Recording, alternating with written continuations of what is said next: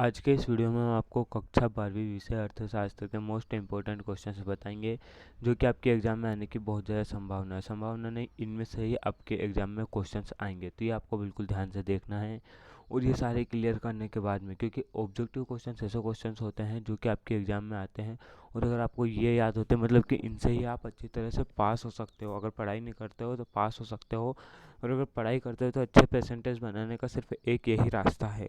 तो ये आपको अच्छे से याद होना चाहिए। तो चलिए वीडियो को स्टार्ट करते हैं। चैनल पे नए तो सब्सक्राइब कर लीजिए, वीडियो पसंद आए तो लाइक करना, दोस्तों के साथ शेयर जरूर करना। चलिए वीडियो को स्टार्ट करते हैं।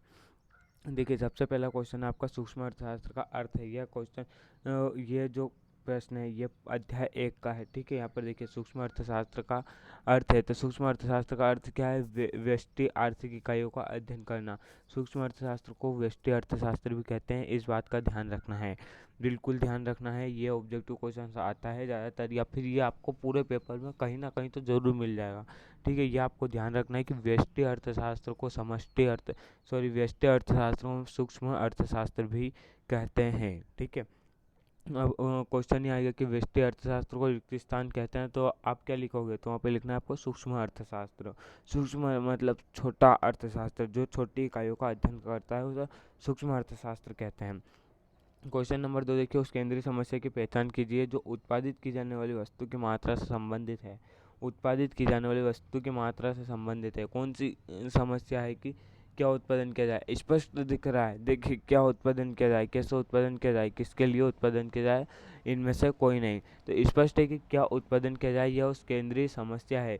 अर्थशास्त्र की कितनी केंद्रीय समस्या है? यहाँ पर देखिए 3 समस्याएं, क्या उत्पादन किया जाए, कैसे उत्पादन किया जाए, किसके लिए उत्पादन किया जाए। इसके बाद में देखिए समष्टि अर्थशास्त्र।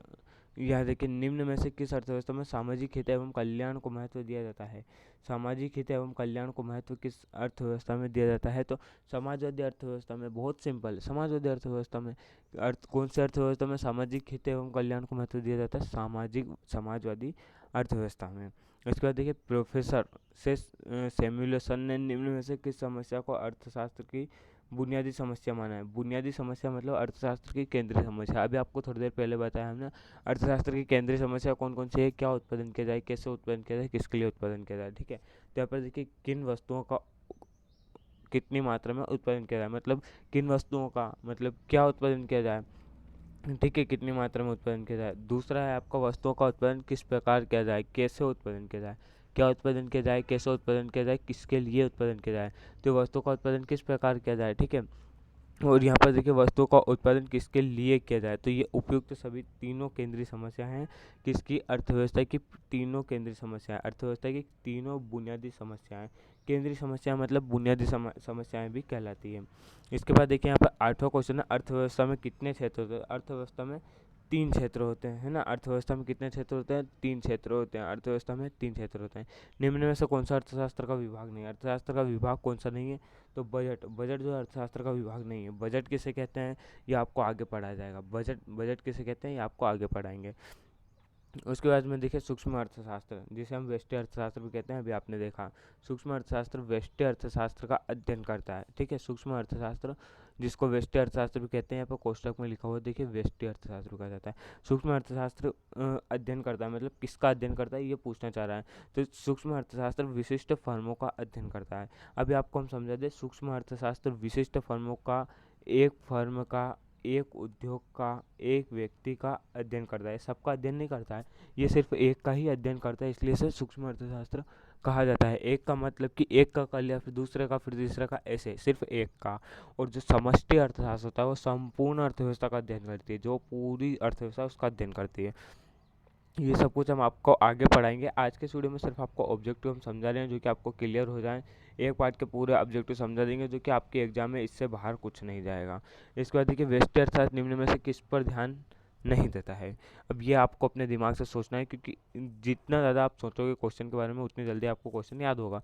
व्यष्टि अर्थात निम्न में से किस पर ध्यान नहीं देता है? तो देखिए, व्यष्टि अर्थशास्त्र बेरोजगारी की समस्या पर ध्यान नहीं देता है, अर्थव्यवस्था की मुद्रास्फीति, कुल मांग और जूट उद्योग। अब देखिए यहाँ पर व्यष्टि अर्थशास्त्र किस पर नहीं देता है? उपरोक्त प्रश्न का आंसर ABC है। तीनों ऑप्शन समष्टि अर्थशास्त्र के अंतर्गत आते हैं, अतः प्रश्न में दिए गए ऑप्शन निम्न प्रश्नानुसार सही नहीं है। देखिए, व्यष्टि अर्थशास्त्र किस पर ध्यान नहीं देता है? बेरोजगारी की समस्या पर ध्यान नहीं देता, अर्थव्यवस्था, मुद्रास्फीति, कुल मांग। व्यष्टि अर्थशास्त्र किस पर ध्यान देता है? सिर्फ व्यष्टि अर्थशास्त्र जूट उद्योग पर ध्यान देगा।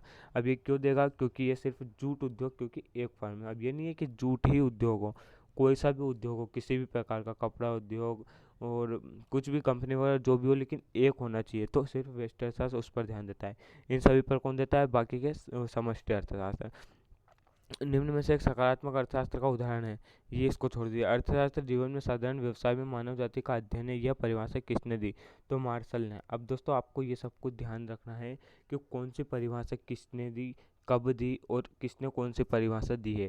तो देखिए, मार्शल ने ये वाली परिभाषा दी, व्यष्टि अर्थशास्त्र जीवन के साधारण व्यवसाय में मानव जाति का अध्ययन है, यह परिभाषा किसने दी है? तो ये मार्शल ने दी है। अब देखिए, आपका आ जाता है क्वेश्चन में कि व्यष्टि अर्थशास्त्र की परिभाषा लिखिए, तो आपको इतना इतना यहाँ पर लिख देना है। अर्थशास्त्र जीवन के साधारण व्यवसाय में मानव जाति का अध्ययन है और यह परिभाषा मार्शल ने दी है। ये 2 नंबर में क्वेश्चन आता है, 2 नंबर का क्वेश्चन आपका कंप्लीट हुआ। सर्वप्रथम सूक्ष्म शब्द का प्रयोग किसने किया था? तो रेगनर फ्रिश ने। सूक्ष्म शब्द का प्रयोग सर्वप्रथम रेगनर फ्रिश ने किया था, ये आपको पता होना चाहिए। इसके बाद में देखिए, व्यष्टि अर्थशास्त्र का दोष है। व्यष्टि अर्थशास्त्र का दोष क्या है? देखिए, व्यष्टि अर्थशास्त्र का दोष मतलब दोष यानी कि कमी, वो क्या नहीं करता है? तो संपूर्ण अर्थव्यवस्था का ज्ञान नहीं, समूह पर लागू नहीं, अवास्तविक मान्यताएं, उपरोक्त सभी। अब आपको ही समझना है। देखिए, आपको होता है व्यष्टि अर्थशास्त्र सिर्फ एक फर्म, एक उद्योग का अध्ययन करती है, सिर्फ एक का ही अध्ययन करता है। तो व्यष्टि अर्थशास्त्र का मतलब होता है कि वो संपूर्ण अर्थव्यवस्था पर ध्यान नहीं देता। तो ये भी इसका एक दोष है, ये कमी है इसकी, क्योंकि वो संपूर्ण अर्थव्यवस्था पर ध्यान नहीं दे पाता। संपूर्ण अर्थव्यवस्था पर ध्यान कौन देता है? समष्टि अर्थशास्त्र। समूह पर लागू नहीं। अब आपको बता दिया, सिर्फ ये एक पर ही काम करता है, एक पर, है ना? एक उद्योग, एक जूट उद्योग, किसी पर भी एक पर काम करता है, समूह पर लागू नहीं होता है। ये भी इसकी एक कमी है, क्योंकि समूह पर लागू नहीं होता। अवास्तविक मान्यता, अब इसके बारे में आपको आगे बताएंगे कि अवास्तविक मान्यताएं क्या होती है।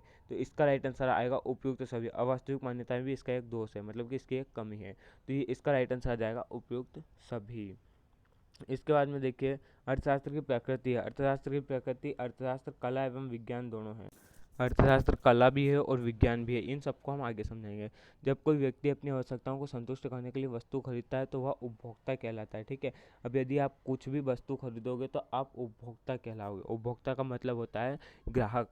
सिंपल ले लीजिए आप, बिल्कुल सादा सिंपल, उपभोक्ता को ग्राहक बोलते हैं। अब मैं कुछ भी वस्तु खरीदूंगा तो मैं उपभोग कर रहा हूँ किसी वस्तु का, मतलब कि उसे खरीद रहा हूँ, तो ये उपभोग कहलाता है। अब यहाँ पे आपके 2 अंक के क्वेश्चन आ चुके हैं यहाँ पर, जो अगर आप कहोगे तो हम इम्पोर्टेंट क्वेश्चन इनके इस पर भी एक वीडियो बना देंगे, अगर आप कमेंट में करोगे तो। अगर आपको वीडियो पसंद आए तो लाइक करना, दोस्तों के साथ शेयर जरूर करना। और एक बुक आपको बता रहा हूँ, ज्ञान गंगा या फिर जीने की राह, इसे फ्री टाइम में बिल्कुल जीवन, मनुष्य जन्म का मूल उद्देश्य समझकर इसे ज़रूर पढ़ना। मिलते हैं अगली वीडियो में, तब तक के लिए धन्यवाद। जीने की राह व ज्ञान गंगा पुस्तक बिल्कुल निःशुल्क है, वो आपके घर पर आ सकती है। आप वीडियो के कमेंट में हमें बताइए कि हमें यह बुक चाहिए, तो हम आपके घर तक बिल्कुल निःशुल्क इस बुक को पहुंचा देंगे।